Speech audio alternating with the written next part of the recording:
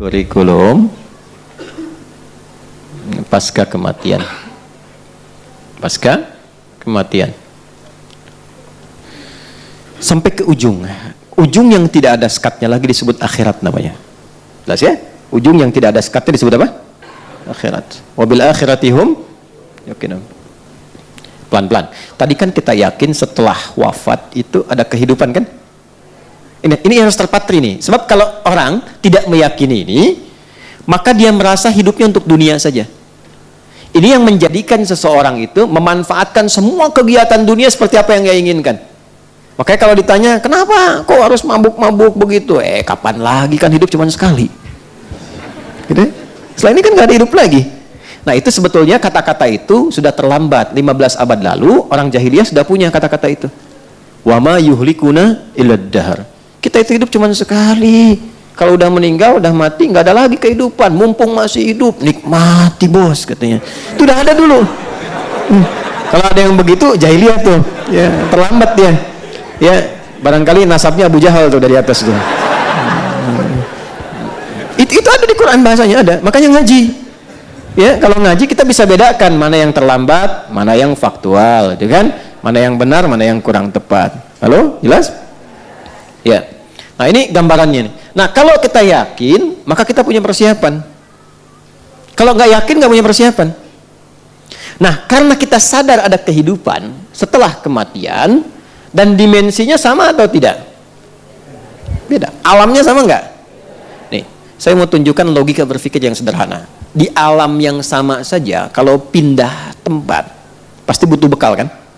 Ya. Anda dari rumah ke sini, kalau nggak ada bekalnya bisa nggak ke sini? Nggak mudah. Kendaraan perlu bensinnya, naik motor perlu ada ongkosnya, apalagi pindah lebih jauh lagi. Maaf, sekarang di Jakarta misalnya pengen untuk ke Tanah Suci, dari Tanah Kusir ke Tanah Suci, pengen ke Mekah, pengen ke Madinah, mungkin nggak berangkat kalau nggak ada bekalnya? Tidak. Sekarang begitu sampai ke Saudi, maaf, mata uangnya sama nggak? Tidak. Geser lagi terus agak lebih jauh ke Amerika. Ke Amerika bisa nggak beli air pakai rupiah? Pakai apa? Dolar. Di Malaysia pakai apa? Hukumnya sama nggak? Tidak. Ke Singapura aja nggak bisa sembarangan, ya kan? Di sini jalan buang sampah, nggak ada yang lihat, buang. Di Singapura bisa jadi nggak berani itu. Di Jepang bisa jadi harus ikut sistem kan? Berarti ada hukumnya sendiri, ada aturannya sendiri. Di alam yang sama, cuman beda tempat, beda aturan. Maka sekarang pindah alam, jadi nggak logis kalau aturannya sama, pasti beda. Karena itu saat pindah alam, yang dibawa pun dunia itu akan ditinggalkan, nggak ada yang dibawa. Karena kan judulnya meninggalkan dunia kan, dan hebatnya diumumkan di speaker di toa-toa. Assalamualaikum warahmatullahi wabarakatuh. Inna lillahi wa inna ilaihi, telah meninggal. Nah, meninggal dunia itu maksudnya meninggalkan dunia seutuhnya. Jadi semua hukum-hukum dunia termasuk di dalamnya, dan bekal-bekal dunia nggak akan dibawa. Ya, Anda sekarang mau kerja sekeras-kerasnya, berangkat gelap, pulang gelap, macam-macam kumpulkan harta, dapat mobil banyak, rumahnya luas dan mewah. Begitu masuk ke alam kubur, mobilnya ikut nggak? Handphonenya ikut. Tuh yang dipakai ngerekam-rekam tuh. Fotonya ikut nggak? Man rebuka jamaah Ustaz Adi, nih buktinya. Nggak bisa. Nggak bisa. Mama nanti kalau masuk ke alam kubur, tolong handphonenya dikuburin tapi setelin morotal dulu ya. Pulsanya kirimin tiap pekan. Nggak bisa tetap. Nggak ada yang masuk. Bajunya sama nggak dengan sekarang? Ganti. Anda mau kumpulin pun banyak sampai puluhan ratusan, tetap yang dipakai beda. Dan hilang semua. Begitu dipaksa dimasukkan, rusak. Hancur.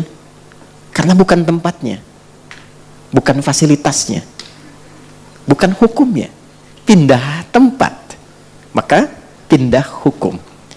Beda aktivitas, beda perbekalan. Sekarang pindahnya beda alam. Kita masuk ke alam pasca kematian, pasca kehidupan dunia, masuk ke alam kubur. Belum ke akhirat, ya baru dikubur. Karena beda alamnya, alam dunia dengan kubur sudah beda hukumnya.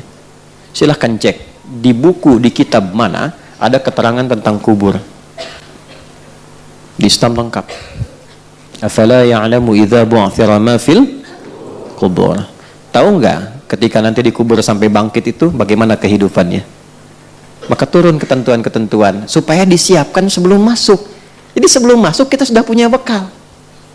Itu indahnya dalam Islam. Terjadi sudah siap, nggak kejadian nggak ada ruginya. Itu jawabannya bagi orang yang nggak yakin dengan alam kubur. Nah, saya nggak ada masalah kok. Kalau nggak kejadian ya nggak apa-apa, nggak ada ruginya bagi saya. Tapi kalau kejadian situ yang rugi, ya kan? Oh, kubur tuh nggak ada apa-apanya, cuman tidur aja. Ya nggak apa-apa, saya tidur kan pengen enak, pengen punya fasilitas, tidurnya nyaman, empuk, mimpinya enak. Situ nggak punya persiapan, silahkan tidur dalam kubur, mimpi ketemu neraka. Ya kan? Anda di alam dunia mimpi ketemu kuntilanak, pengen cepet bangun kan? Jelas kan? Halo? Ini di alam kubur kan ada orang mengatakan gak ada siksa, yang ada cuma tidur aja. Ya memang Anda tidur, tapi mimpinya neraka terus pagi sampai petang. Dan gak bisa bangun lagi. Tersiksa nggak? Nah, daripada kita capek dan bingung menelisik, ya, mencari-cari, menduga-duga, yang sudah pasti aja Allah bilang apa pencipta kita. Nabi terangkan apa? Keluarkan kurikulum alam kubur sebagai persiapan pulang. Dan indahnya dalam Islam itu terintegrasi dengan kegiatan dunia dalam bentuk amal soleh tadi. Sholat kan kita kerjakan kan? Apa manfaat sholat untuk dunia? Menjadikan kita menjadi lebih baik. Inna sholata tanha 'anil fahsya wal munkar. Apa manfaat untuk kematian? Dalam sholat ada tumakninah namanya, melatih ketenangan. Tumakninah itu dari bahasa itma'anna yatma'innu, melatih jiwa untuk tenang. Jiwa bahasa Arabnya nafas. Jiwa yang dilatih tenang maka punya sifat jiwa yang tenang. Dalam bahasa Arab disebut nafsul mutmainnah. Nah, latihan sholat kita tumakninah ruku, tumakninah dalam sujud, membentuk nafas mutmainnah. Apa manfaat nafas mutmainnah untuk pulang? Saat maut itu dicabut, maka dampaknya lahir ketenangan dalam jiwa. Itu yang dimaksud ya ayyatuhan nafsul. Bagaimana nafsul mutmainnah muncul? Tumakninah. Kapan munculnya? Dalam ibadah. Jadi ketika sholat diberikan ketenangan untuk pulang, cara pulangnya. Di alam kubur dapat kebaikan. Anda ayah, ibu berjuang merawat anak dengan baik saat mengandung, ya, jaga yang halalnya masuk, yang haram mesti keluar, bacain Quran, dekatkan dengan Allah sejak dalam kandungan, begitu lahir dirawat-rawat, tiba Anda meninggal misalnya dalam perawatan yang baik, itu jihad, Bu. Tahu apa yang terjadi? Orang-orang yang mendedikasikan hidupnya untuk mengabdi kepada Allah, padahal kan normal sebagai seorang ibu merawat kan? Normal kan? Merawat, memberikan yang baik, gizi yang baik, tapi dia niatkan karena Allah. Itu begitu dia wafat, langsung turun kandungan ayat tentang fi sabilillah. Wala tahsabannal ladzina qutilu fi sabilillahi amwata bal ahya'un 'inda rabbihim yurzaqun. Orang-orang yang mendedikasikan hidupnya untuk beribadah kepada Allah, berjuang di jalan Allah, jangan dikira wafat begitu saja. Di alam kubur kami berikan kehidupan yang lebih megah dengan nikmat yang berlimpah. Dan perjuangan itu jangan selalu digambarkan kepada jihad militer. Itu ketika ada tuntutan, ketika nggak ada, keluarkan. Makanya belajar apa kurikulumnya menjadi jihad, perjuangan yang baik karena Allah. Antum tafaqquh fiddin, belajar, lakukan karena Allah. Ya, dalam Islam itu belajar apapun yang dipelajari, tujuan akhirnya mengenal Allah. Antum pintar sepintar-pintarnya jadi profesor, nggak kenal Allah, nggak disebut pintar dalam Quran.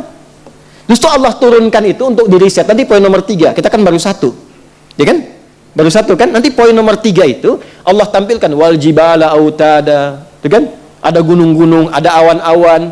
Wa anzalna minal mu'sirati ma'an tajaja. Riset tuh awan, riset langit, riset lautan, riset daratan. Turunlah ilmu dari situ.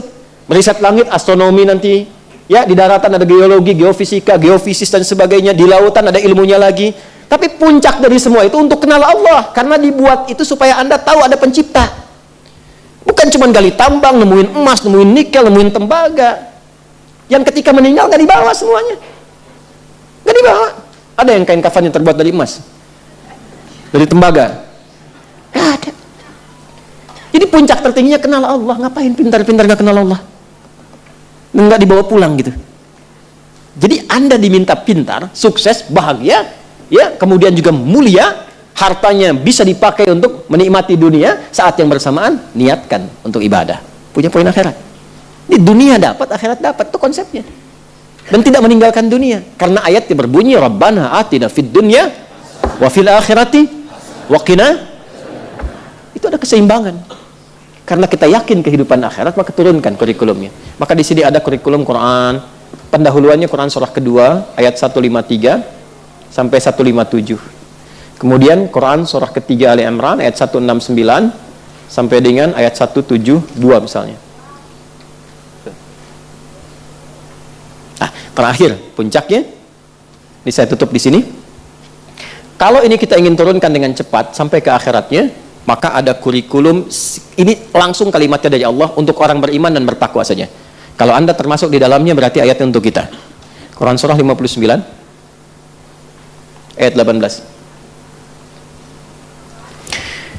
Ya ayyuhalladzina amanu, hei semua orang yang beriman. Kita beriman tidak? Insyaallah ya, berarti masuk ya dalam ayat ini ya. Ittaqullah, bertakwalah kepada Allah. Kita termasuk golongan takwa insyaallah. Allah ya, kita berusaha untuk bertakwa. Perhatikan. Wal tanzur nafsum ma qaddamat. Hendaknya setiap personal, setiap diri yang merasa beriman dan ingin meningkatkan takwa, maka buktikan dengan memiliki program hidup li ghad. Ghad di situ maksudnya sampai akhirat. Jelas?